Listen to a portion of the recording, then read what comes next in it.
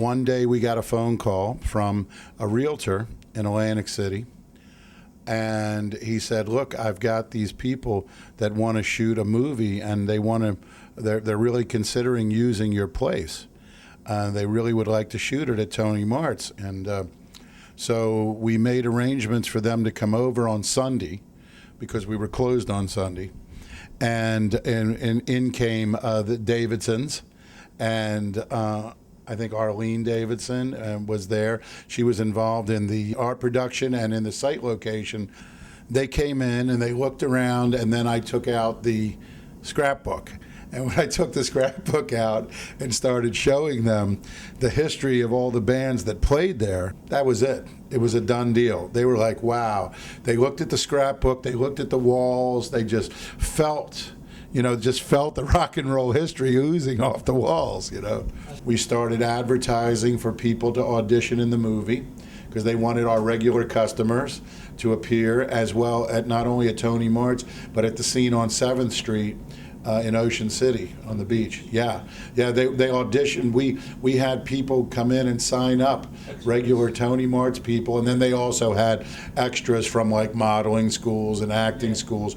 But they had people who worked at Tony Mart's and people who hung out, our customers, doing all the scenes at Tony Mart's and on Ocean City.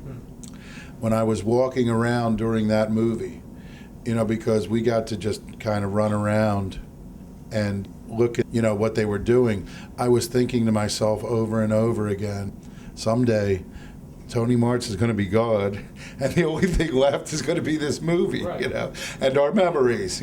Some of the excitement and ambiance of the Tony Mart experience was captured, but in a very limited way. It truly was not anything like the real days. When they came to us, when we asked them what the movie was about, the word that was going on was like, where were you in '62? And believe me, in '62, Tony Mart's was such a wild scene that the movie really doesn't even begin to show how incredibly exciting and wonderful it was in those days. It really doesn't. But it was the original porch where I grew up. That was the house, the apartment up there where I grew up, where my family lived until I was 9 years old. And there was a porch, but the movie, Eddie and the Cruisers, their people actually extended the porch and made it bigger and modified it. But it was based on the original design, but they had to make it bigger so they could shoot the whole thing, yeah. It was part of the finale, obviously. That was the last year, so it was really part of the end, and it helped make it a great ending.